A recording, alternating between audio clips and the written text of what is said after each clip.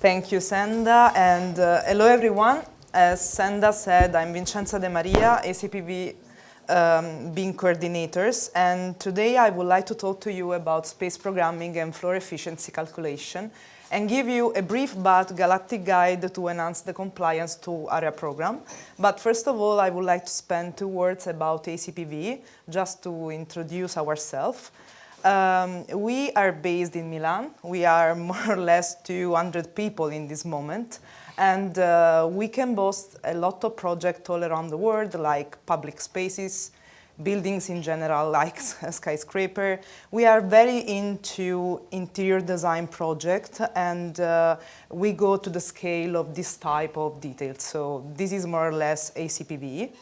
And in these 200 people, there is a team that is the BIM team that is made by more or less 30 people, in which we have, of course, head of BIMs, we have BIM coordinators, BIM technician, BIM library developer, BIM assistant, BIM analyst, etc., etc. And we operate in a lot of fields. We have started our journey in 2007 with the first company project that was a bridge.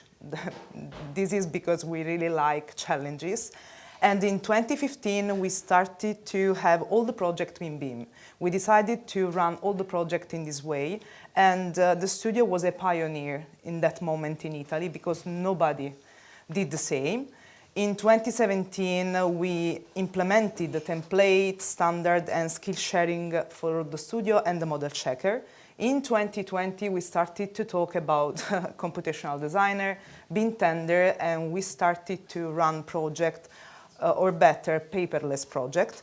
In 2022, we have started to develop custom app and talking about and implementing data analysis and digital twin, and then arriving to now in 2024, in which we talk about graph neural network, generative AI, and IoT.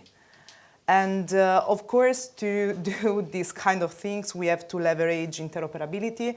These are some of the tools that we have to manage all days, but more important than a set of tools is a group of people. This is our BIM group, and I'm here in this group. I started 6 years ago as BIM library developer, then I became BIM library manager.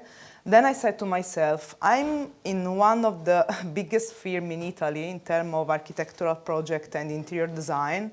I want to know how he's from the other side, so to be a project designer. So I spent 2 years to be a project designer, and then 2 years ago I came back to the BIM group as BIM coordinator.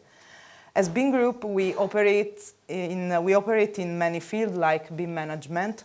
These are some of the projects that we have run, like on the left you can see Bulgari Hotel, for example, all around the world.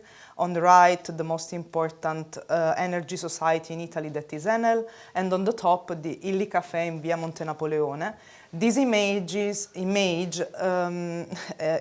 very important for us because show our type of approach, so from digital to real. In that image, you can see that from the left to the right, we start from the model Revit, and we arrive to a photo of the reality. So this is the approach that we like to perceive in our project.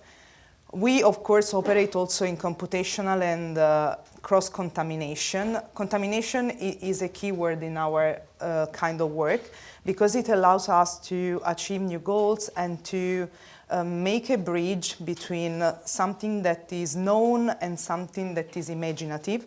For example, on the left you can see these images of sort of marbles. This comes from a collaboration that we made with Reply, that is a society that in Italy sells services, technology services, and Marazzi Group that produces ceramic tiles. And we decided together to make this kind of experiment with AI, so using, for example, Midjourney, Dolly 2, and to produce new ceramic tiles. And this was a new frontier for us because it allows us to maintain the quality of the interior design, at the same time to produce something new but also sustainable in these terms. And of course, our approach is outcome-based design. So we work with data, and the most important things for us is to pass from unstructured data to structured data. So these three images represent the workflow that we perceive in all the projects. So first of all, we gather data that sometimes are not structured, as I said. Then we have to gather it and to structure them. The second part is the optioneering, so the part in which we compare the options.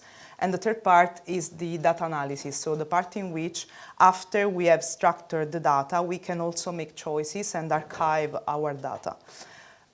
We have developed a lot of digital twin, also of our studio, for example. This is born because Sant'Agostino Center, that is a medical hub in Italy, asked us to redesign their spaces in terms of have more comfortable spaces. So we installed some sensors in our studio to gather data about the environment and implement not only our digital twin, but also the digital twin of Sant'Agostino centers.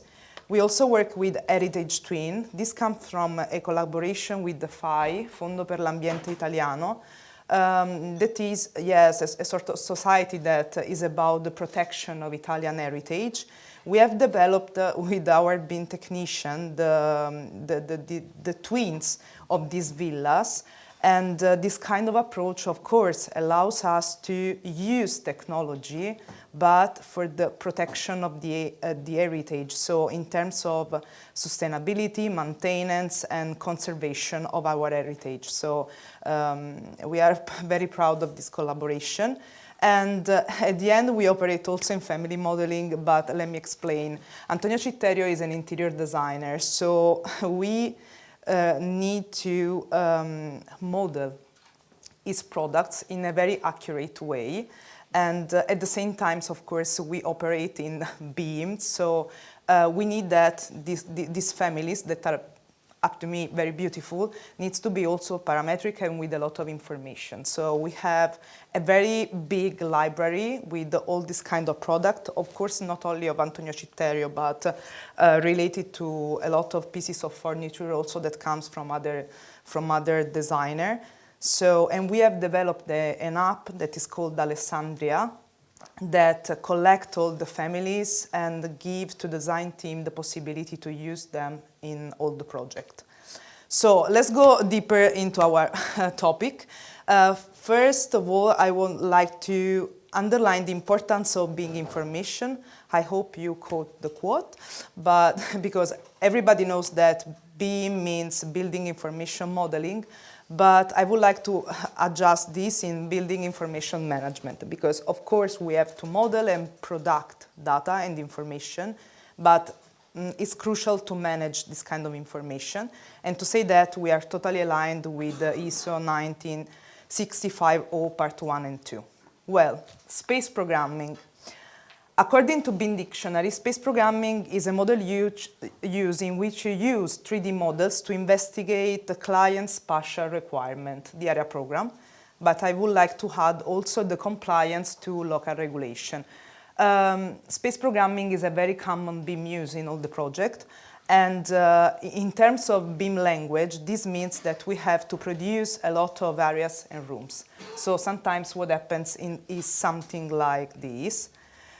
Because space programming is one of the most common BIM use that we have on the project, we have developed a diagram that explains to design, yes, to the BIM coordinator, but all the members of the studio, how to approach this kind of BIM use according to different type of project. For example, if you have a master plan, the way you calculate areas and rooms is different than if you have a central building, for example, like a skyscraper.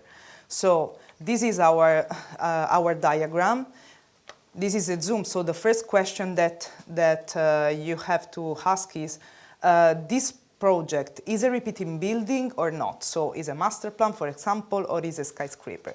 If not, you have to ask if you need to create areas and rooms from something that is model, or you are in a pre-concept stage, so you have to obtain that from I don't know, masses, for example, conceptual masses.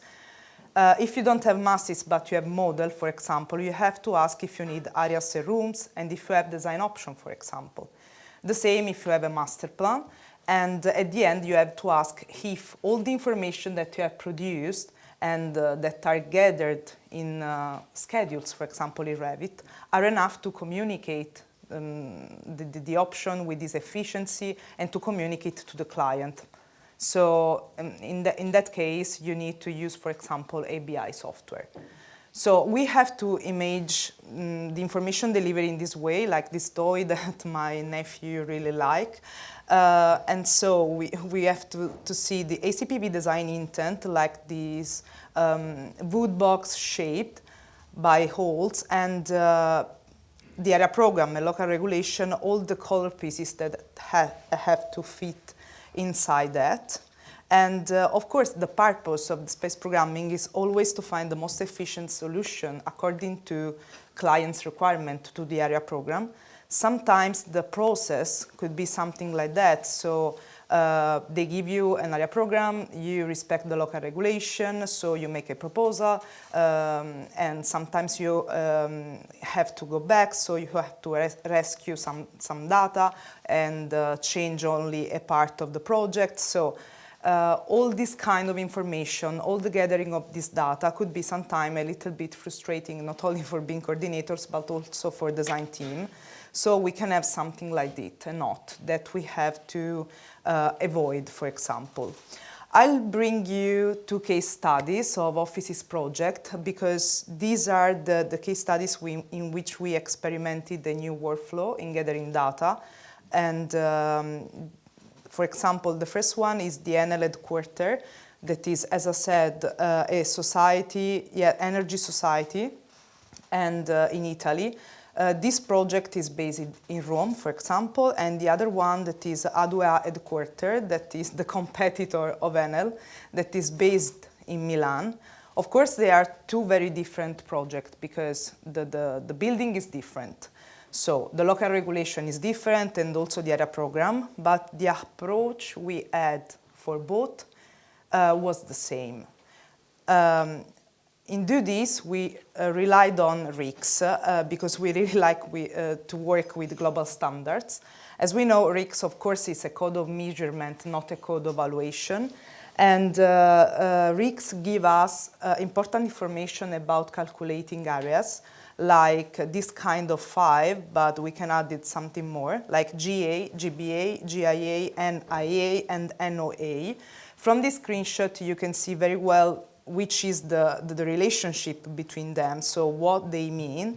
But most important is the calculation that we have to do with them in order to obtain the coefficients of efficiency. So for example, if I divide NIA with GIA, I obtain core efficiency. If I divide NOA with NIA, I obtain layout efficiency related to primary circulation. And we are able, after had a value, to understand in a sort of range if that value is excellent, is good, is not good, so to make another option, for example. Of course, we don't work only with quantitative data, but also with qualitative data. For example, we need to respect the minimum requirements for well and lead in all our projects.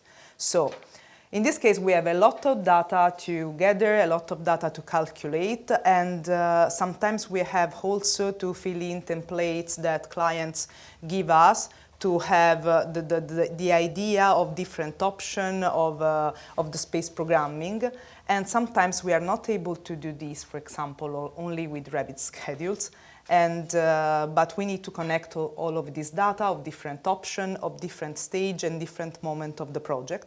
So sometimes could be something like this. So, of course, we don't want something like this, not only for us, but also for our team. So after that, which are the issues in this case? Of course, Revit schedules limits, because we know that sometimes we cannot go deeper into make calculation and linking by different area scheme. Sometimes we export all the data in Excel, for example, and there is the risk to lose this data or by manually entering other data. Enormous and uncontrollable sheets in Excel, because month after month, we want to, for example, after 2 months, I want to update an Excel file that I made, I don't know, 2 months ago, and I don't know how I have connected sheets and something like that, so I am lost, and information not available in real time. So at this point, we understand that we needed to pass from unstructured data to structured data. And so we needed a new approach to do this. This is why these images makes me laugh a lot, because of course it's a joke. It's not true. Revit schedules and Excel are very powerful tools and very powerful instruments, of course, but we needed something more to make comparison between data, to understand which was the most efficient solution for the client. So we landed to Power BI, that, as we know, is a very powerful data visualization tool that leverages data shaping. And so we landed a better workflow. So we started to export schedules of areas and rooms with all the parameters that we have added from Revit to Excel. And then we used Excel file as sources for Power BI. So this was the workflow, yes, in 3 passages. And this is the part in which you enter data in Power BI and you can shape your data. So you can create new columns, create calculation, create a relationship between the data, and then arrive to a dashboard. But at a certain point, we asked ourselves, why we need to export data from Revit to Excel and then to Power BI? Is not better to query directly the model? So importing directly data in Power BI? Of course, the answer is yes. And this is why we landed to the best workflow and so we landed Speckle. Of course, we are here and we don't have to explain what Speckle is, but it helped a lot in this kind of situation for us, because we have very streamlined the process. So we have eliminated the part in which we export data in other formats like Excel or other format. And now we go directly from Revit to Power BI. So with Speckle, we are able to query directly the model. And to do this, of course, we need Revit Power BI, a Speckle account, and some connectors, and also Speckle Power BI viewer. And to do this, what we have to do, for example, of course, we have to model, and we need to produce areas and rooms, or only areas or only rooms. In that case, create a new project and send this kind of information to Power BI. And in Power BI, we obtain something like this. So these are our rooms, and we can filter them by all the shared parameter, the project parameter that we had in Revit. So we will have in Speckle all the information that we have on Revit. And then we use, of course, we have also the differences between different versions of the same room. And then we use this kind of link, so the link related to the Speckle dashboard directly in Power BI. So we can import data directly from Speckle. This is the part in which we have to shape our data. We have to know that inside Power BI, when we import some elements with Speckle, all the parameters are inside some records. So we need to extract this kind of information, and we can do that in 2 simple passages. That one is the extraction, and the other one is the creation of columns with different kind of parameter. After doing that, we can go to the most funny part, that is the part in which you create the dashboard. So with Speckle Viewer, we can visualize in 3D all our element and also query the elements. So if, for example, you add some flowchart and some diagrams, if you query, for example, one room, you will see highlighted that value in all the diagram, as we know. And this is something that is more immediate also for the other stakeholders, or also for the client. And most of the time, we need a tailored dashboard for our project because clients asked us to fill some precise templates. What we have done, for example, for a project is to create this kind of dashboard. So to make more simple that every time you enter data, new data through Speckle, this kind of dashboard will be updated, and also by a filter that is, in this example, GBA option, you can duplicate this dashboard and switch an option and have the same but for another option. So it very once you had set the dashboard, it's very easy to use. And this is a zoom, for example, of some of diagrams that we need. And also we have created this kind of dashboard for comparison. So every time you add new solution, new option, you will see these diagrams that grow up, and they show in a very immediate way to the client which is the best option for him. This is a zoom. So at the end of the day, which are the goals that we have achieved? Of course, we have streamlined our workflow, so we have gained time. We have immediate comparison in this moment. We have reduced errors by manual enters and also by exporting in other format. We know from the early stage of a project, so also pre-concept design, we are able to identify which is the most efficient option from the first time. And then we have also a design phase record, so of all the phases of a project, but also of all the options. We have, just to conclude, we use Speckle, of course, for the other application, especially in terms of collaboration with the stakeholders and with our consultant, because not all the stakeholders, the clients, etc., works with us, so in Revit or with the BIM-oriented software. So, for example, we have modeled our digital twin of the studio, and we send the modeling to Speckle to make our facility manager able to query the model and use it, because of course she doesn't use Revit, so she needed something too. And other applications, of course, are the interoperability with other software, for example. This is for an example. We have designed some yacht. On the right, you can see the real yacht in the sea. And we needed to receive, for example, the hull from the structural team. And because we needed to implement the part of interior design. And thanks to Speckle, we were able to collaborate together. So thank you very much for your attention, and thank you.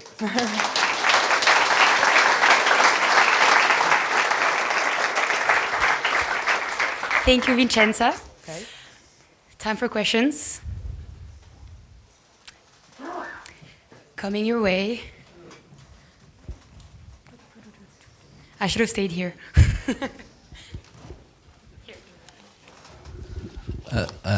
Thank you very much. So, I don't see you. I'm at the back. Speaking. Sorry. Okay. A couple of questions. One is, internally, what resources, programming-wise, did you have to take this on board in terms of doing any kind of work in Speckle? So, do you have dedicated programmers, or is it you have architects who can program, or do you go outside and get that done? So, kind of, what resources does your architectural firm have when it comes to programmability? Two, have you heard of a company called ACCA in Italy? As a BIM company, I'd be interested in your thoughts on them, if you do. If you don't worry. And thirdly, you seem to be using Revit as your concept tool. Are you doing massing in Revit, then feeding that out to analyze, then changing it, then eventually moving on to detailed design in Revit? Or do you see a day when Revit could be an output from Speckle as opposed to being your conceptual design tool? Okay, I start from the second question. So, if I've understood your question well, it's very rare that we use masses. We use masses in a very pre-concept design because we start from the first time to go into deep of the modeling of the designing. So also our stages are very quick, let me say, and also in a earlier stage we are farther, let me say. So if we are in concept, for example, sometimes we have a lot or yes, a level of information that is bigger than the request is from the phase. And so yes, we use Speckle not only for masses or other rooms, but in general for also the pieces of furniture, for example, that are very detailed. We use Speckle to analyze it and to send to people that yes, we are very Revit based, but we don't use only Revit, of course. And but in general, when we set up a BIM project and we are building the consultant, this is the BIM-oriented software that we use in general. So we really need something that allows us to have interoperability, let me say. And I hope I've answered to your question. And the first one, I don't understand your question about the resources. Okay, in ACPV for what? Programs. Coding. So the question is, if you guys have like coders. We have, of course, we have a part of the BIM team that is about coding and is about also generative design. So of course, also BIM coordinators have to have the basis of coding, but we have a specific person also for that, of course. So when you hire people, architects with coding capabilities? No, okay, no. We hire architects that, of course, have basis in this kind of software, not coding, of course, that is very specific. But, for example, they need to use software like Revit, of course. All the architects in the studio. So everybody has to model in that way. There is not another way to do this. So yes, when we have interview, we make some Revit test, for example. Yes. So if you have someone who can program, that's a benefit. It's not something that I have to have architects who can program in Python. I have to have architects who can script in Grasshopper. Yeah, but that part is most about the BIM group, let me say. Right. Yes. So we have that kind of, yes, we have that kind of person, but in general, in 200 people with architects and interior design, everybody is pretty on the softwares and as the basis for all, let me say. And if they don't have, we, like BIM coordinator, train them to achieve it. And have you heard of ACCA? What? ACCA, the sort of near Naples. Nope. No. Okay. ACCA, no. ACCA we don't use ACCA software for now.